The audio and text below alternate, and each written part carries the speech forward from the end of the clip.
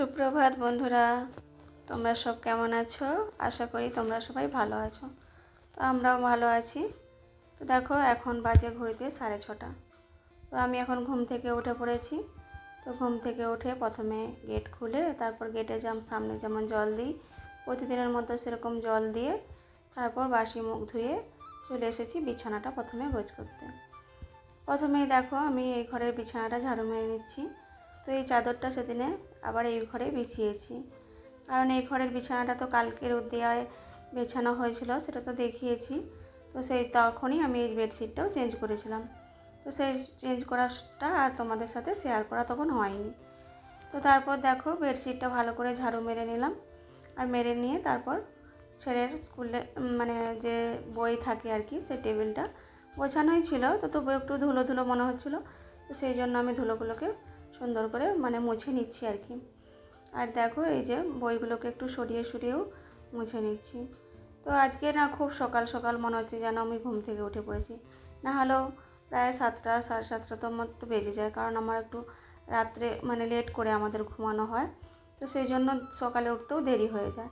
তো কিন্তু আজকে বাড়িতে একজন আসার ছিল, তো সেই জন্য খুব তাড়াতাড়ি উঠে পড়েছি। রাত্রের ঘুমটাই যেন ঠিকঠাক মতো হয়নি। যে আমার আবার এরকম হয় যে কোথাও যাবার যদি থাকে সকালে, বা কেউ যদি বাড়িতে আসার থাকে, তো সেইটা যদি আমি রাত্রে চিন্তা করে শুই, তো তখন মনে হয় যেন যে এই বুঝি সকাল হয়ে গেল, এরকম যেন একটা চিন্তা। এক চোখে ঘুম আর এক চোখে যেন মনে হয় আমি জেগে থাকি। শোনা মা, মারে ও না শোনা মা, উঠে পড়ো উঠে পড়ো, সেই ঘরে গিয়ে শুয়ে পড়ো। আমি এই ঘরের বিছানাটা ঝেড়ে ফেলি। উঠে পড়ো না মা, উঠে পড়ো না। আমি আবার ঝেড়ে ঝেঁটি নেবো। উঠে পড়ো।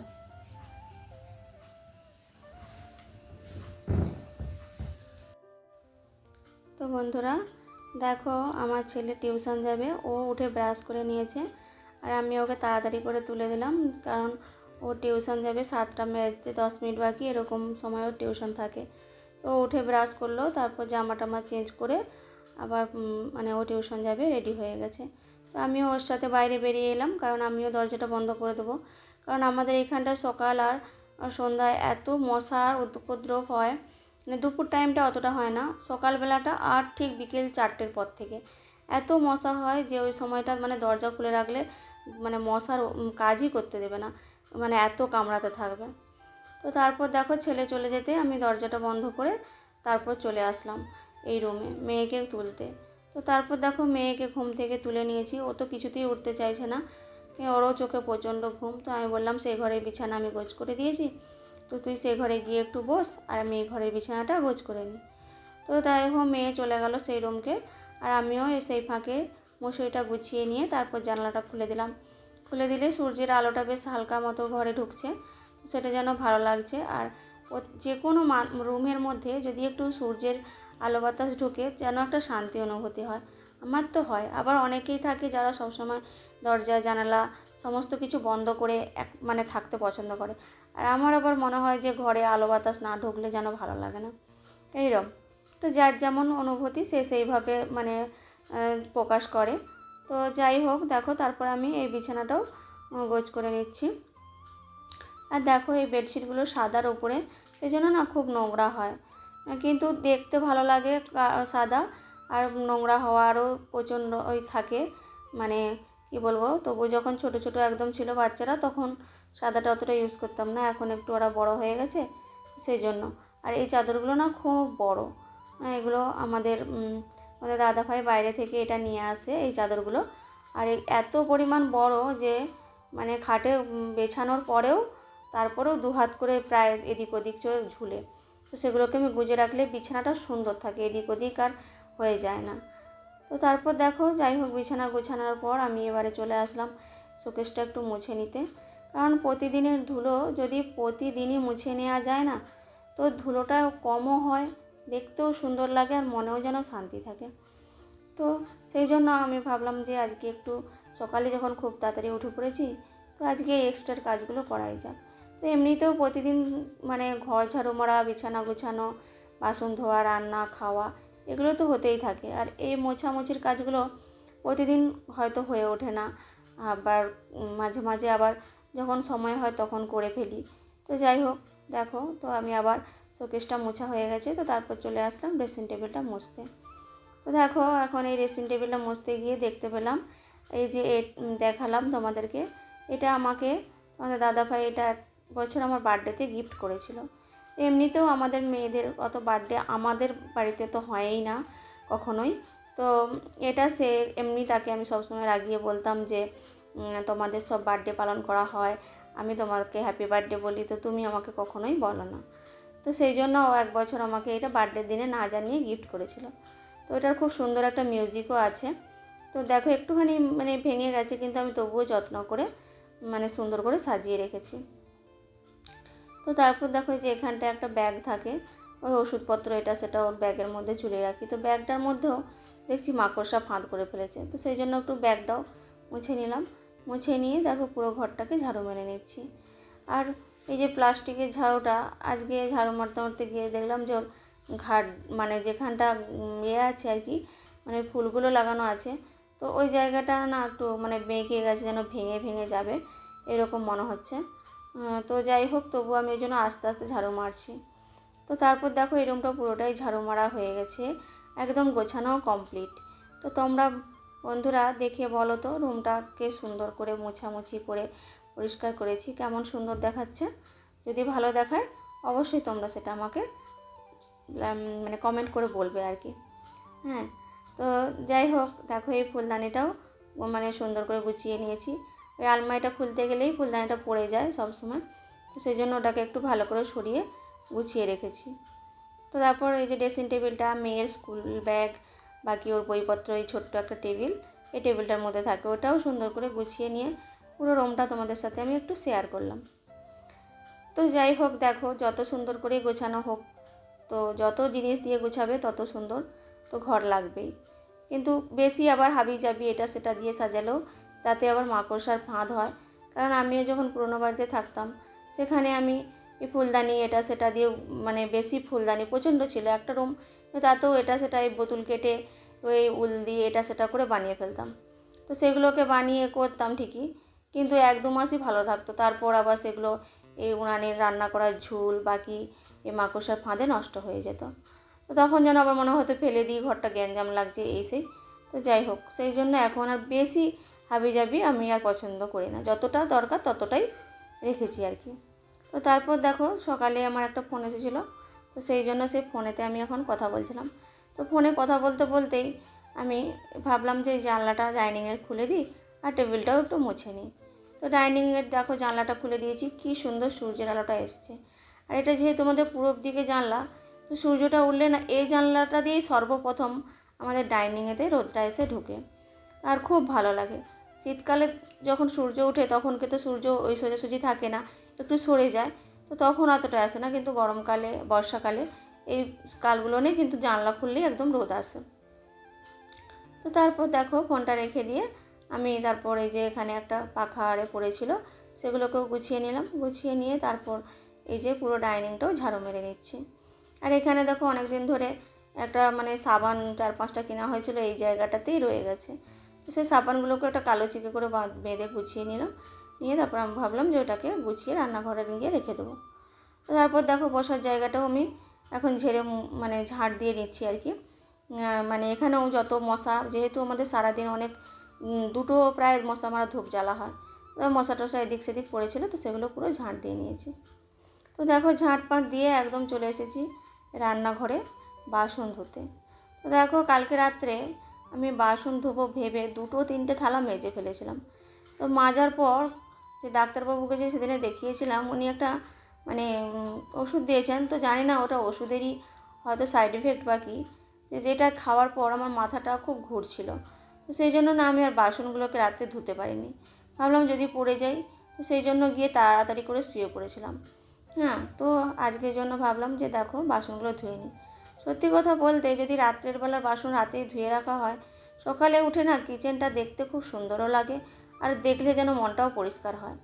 আর যদি একটু সকালে উঠে বাসনটা ধোয়া হয় আর কি, তাহলে একটু মানে যেন সমস্যার মনে হয় আর কি।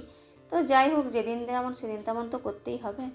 তো তারপর দেখো বাসন ধুয়ে আমি একটু বসেছিলাম, আর আমার ছেলে চপ নিয়ে এসেছিলো, ওকে পয়সা দিয়েছিলাম। তো তারপর খেয়ে নিয়েছিলাম চপ দিয়ে মুড়ি। তো মুড়ি টুড়ি খেয়ে তো আমার মেয়েকে বললাম তুই স্নান করে আয়, আর আমি ততক্ষণ ঘরটা মুছে নিই। তো মেয়ে মুড়ি খেয়ে স্নান করতে গেছে, আর আমি দেখো ঘরটা মুছে নিচ্ছি। তো ডান্ডিটা না ভেঙে গিয়েছিলো ঝড়ে পড়ে গিয়ে। তো আমি বললাম আবার নতুন করে ডান্ডি কিনতে হবে। কিন্তু আমাদের বাবু মানে আমার ছেলে, তো সে বলল দেখি কোথায় ভেঙেছে। তো সে দেখে মানে যাই হোক এটা সেটা দিয়ে ও গোজাগুজি করে মোটামুটি একটু বাগিয়ে দিয়েছে। কারণ ও তো জানে মায়ের একটু অল্পতেই অসুবিধা হয়। তো সেই জন্য ও ভাবলো যে মায়ের যদি অসুবিধা হচ্ছে এরকম বসে বসে মুছতে, তো বাবা যতদিন না আসে হয়তো এরকম যদি না কিনতে পাওয়া যায়, তো সেই জন্য ও ওটাকে বাগিয়ে দিয়েছে। সেই জন্য আমি সাবধানে ও মুছছি, যদি আবার ওরকমভাবে ভেঙে বা খুলে যায় তাহলে কিন্তু আবার মানে জিনিসটা নষ্ট হয়ে যাবে। তো যাই হোক দেখো দুটো রুমও মোছা হয়ে গেছে, এখন চলে এসেছি আমি ডাইনিংটা মুছতে।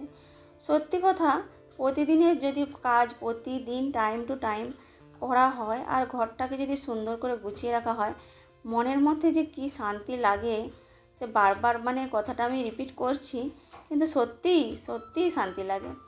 তারপর আমি দেখো মেয়ে স্নান করে চলে এসেছে। তো ও বললো মা আমার বেলটা এঁটে দিয়ে চেনটা এঁটে দাও জামার।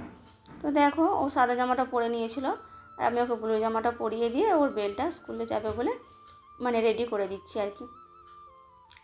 তো এই বেলের না ঘাটগুলো খুব নিচের দিকে, তো সেই জন্য যতই আটকাই যেন ওর পেটটা মানে ঠিকঠাকভাবে সৌন্দর্য লাগে না, কখনো জামাটা গুড়িয়ে যায়, আবার কখনো টাইট না হলে আবার ওর পছন্দ নয় যে কোনো জিনিস, মানে জামাটা আমার যদি একটু বেশি ঢিলে ঢালা ও একদম পছন্দ করে না।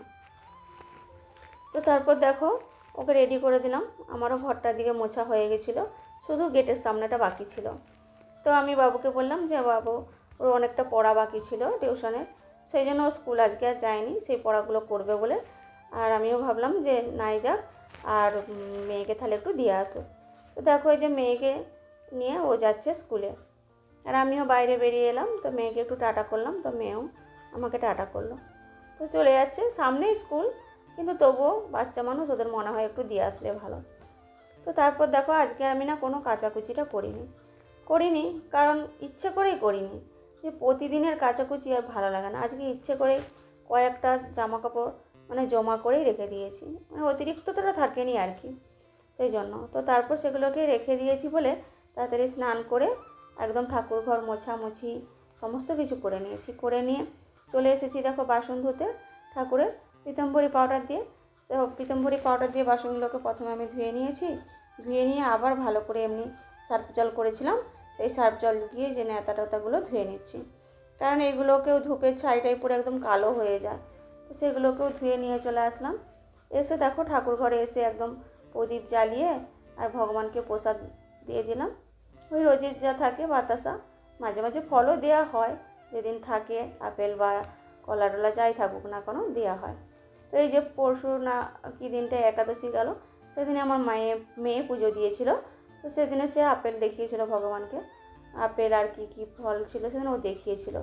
তো আজকে আমি আবার বাতাসা দিয়েই দেখিয়ে দিচ্ছি।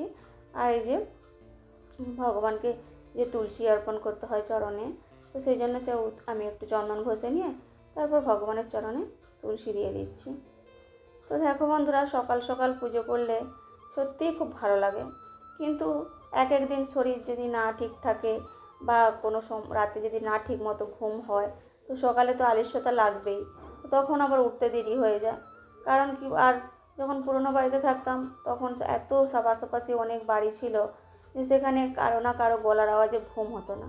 আর আমি যেখানে এখানে নতুন বাড়ি, এখানে এতটা মানুষের সমাগম কম আছে, কিন্তু যে যার ঘরে সে তার কেউ অতটা চেঁচামেচি করে না। তো সেই জন্য না মনে হয় যেন যে আর একটু ঘুমিয়ে থাকি আর একটু ঘুমিয়ে থাকি, তো এই করে দেরি হয়ে যায়।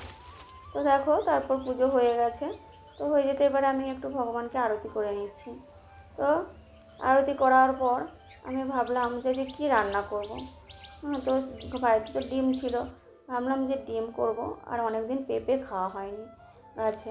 তো দেখো ঝড়েতে মনে হচ্ছে 2-3টে পেঁপে পড়ে গেছে, নাকি আমি বাড়িতে দুদিন থাকিনি কেউ পেরে নিয়েছে, সেটা বুঝতে পারছি না। গাছটা যেন ফাঁকা ফাঁকা লাগছিল। তো যাই হোক, আমি একটা বড় সাইজেরই পেঁপে পেরে নিয়ে এসেছি, কারণ এটা না হলে আবার পেকে যাবে। হ্যাঁ, তো সেই জন্য নিয়ে আসলাম। এসে ভাবলাম যে লাউ শাক দিয়ে পেঁপে দিয়ে একটু মানে তরকারি করবো আর কি, মানে একটু অল্প তেলের রান্না, যেন মুখে ভালো লাগে খেতে, একটু বড়ি টড়ি দিয়ে রান্না করবো। তো সেই জন্য দেখো পেঁপেটাকে ফালি করলাম। পেঁপেটাকে কেটে দেখলাম অনেক বিচি হয়েছে, কিন্তু এখনও পাকা হয়নি। তো যাই হোক, পেঁপেটা কেটে একদম লাউ শাক, আলু, বেগুন সমস্ত কিছু দিয়ে একদম কেটে ধুয়ে রেডি করে নিয়েছি। তো রেডি করে নিয়ে দেখো আমি একদম চলে এসেছি রান্নাঘরে। তো এখন আমি ওই লাউ শাকের তরকারিটাই তোমাদের সাথে একটু শেয়ার করব।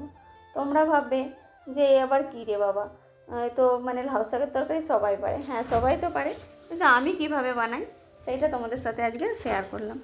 তো আমি প্রথমেই দেখো কড়াইতে তেল দিয়ে তেলটাকে ভালো করে গরম করে নিলাম। গরম করে নিয়ে তারপর একসাথে সমস্ত সবজিগুলোকে আমি তেলের উপরে কড়াইয়ে দিয়ে দিয়েছি। দিয়ে এবারে ভালো করে নাড়াচাড়া করছি, কারণ সবজি যে কোনো একটু তেল যদি পাকে আর যদি হচ্ছে যে নাড়াটা ঠিকমতো হয়, তো সবজিতে তুমি মশলা যতই না দাও কিন্তু তার টেস্ট হয়। আর এক এক দিন হয় কি, অনেক রকম মশলা দিয়েও তেল বা মানে ঠিক যদি না পাকে বা তোমার সবজিটা যদি ঠিকঠাক নাড়া না হয়, তো আমার মনে হয় সেদিনটা যেন একটু সবজিটা ভালো হলো না। এক এক দিন আমার সাথেও এরকম হয়। কোনো দিন হয়তো তাড়াতাড়ি করে রান্না করছি কিন্তু তরকারিগুলো খুব টেস্টি হয়, আবার কোনো দিন হয়তো মানে মন দিয়ে কেউ আসবে, মন দিয়ে একদম রান্নার পিছনেই আছি, তো সেদিন দেখবে তরকারি পুরো বিগড়ে যায়। তো এরকম হয়। তো দেখো তারপরে এই যে ভাজার মতো একদম মানে জলটা, লাউ শাকের যে একটা জল বেরোয়, তো সেটা পুরো শুকিয়ে গেছে, যে নুন হলুদ দিয়ে নাড়তে নাড়তে।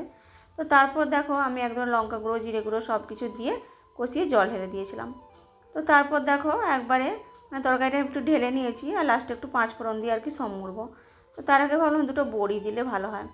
তো তারপর দেখো এই যে বড়িগুলোকে আবার একটু তেল দিয়ে কড়াইতে দিয়ে একদম লাল লাল করে ভেজে নিচ্ছি। এই বড়িগুলো যেন আমার মা আর আমার ভাইয়ের বউ দুজনে মিলে বাপের বাড়িতে দিয়ে আমাদের জন্য দিয়ে মানে পাঠিয়েছে। 1 কেজি কলা না 1.5 কেজি কলার মতো হবে তার বড়ি। তো তারপর দেখো বড়িগুলো ভাজা হয়ে গেছে। তো অনেকগুলোই এখনও আছে বড়ি, তো সেগুলোকে রোদে দিতে হবে। তো দেখো তারপর ভাজা হয়ে যেতে আমি বড়িগুলোকে মানে তুলে নিচ্ছি কড়াইয়ের ঢাকনাটাতেই। আলাদা করে আর ডিশ বাটি করলাম না, যে এতে ঢেলে নিয়ে তরকারিতে ঢেলে দেবো, তারপর ওই তেলেই একদম 5 ফোড়ন দিয়ে দেবো। তো দেখো তরকারিতে তারপর এটা রেখে দিয়েছি, রেখে দিয়ে গ্যাসটা কমিয়ে দিলাম একটু, কারণ তেলটা প্রচণ্ড জ্বলে যাচ্ছিলো। আবার অতিরিক্ত জ্বলে গেলেও তো চলবে না। তো সেই জন্য বড়িগুলোকে তুলে নিয়ে তারপর তেলটা একটু হতে আমি 5 ফোড়ন দিয়ে দিলাম, আর দিয়ে তারপরে একটু আধখানা পেঁয়াজ দিয়ে দিলাম। লাউ শাকের তরকারিতে না পেঁয়াজ দিয়ে সম্মরলে খুব টেস্টি, মানে সেন্টটা খুব ভালো ওঠে। তো তারপর দেখো ঢেলে দিলাম সবজিটা, ঢেলে দিয়ে একটু নাড়াচাড়া করে আর হচ্ছে যে একটু ঢাকনা দিয়ে অল্প আঁচে একটু করে তারপর তরকারিটা আমি নামিয়ে নিয়েছিলাম। তো বন্ধুরা এখন বাজছে প্রায় রাত 9:30টার মতো। তো চলো এখন আমরা খাওয়া দাওয়া সারবো। তো হচ্ছে যে আজকে আর খাওয়া দাওয়াটা শেয়ার করবো না, এমনিতেই ভিডিওটা অনেক বড় হয়ে যাচ্ছে। তো সেই জন্য আমি এখন ভিডিওটা শেষ করে দিচ্ছি। তো কালকে আবার আসবো নতুন একটা কোনো ভিডিও নিয়ে। ততক্ষণ সবাই ভালো থেকো এবং সুস্থ থেকো। আর আমার ভিডিও যদি তোমাদের সকলের ভালো লেগে থাকে, তো অবশ্যই আমার চ্যানেলটিকে লাইক, শেয়ার, কমেন্ট এবং সাবস্ক্রাইব করবো, আর একটু পাশে থেকো। Good night.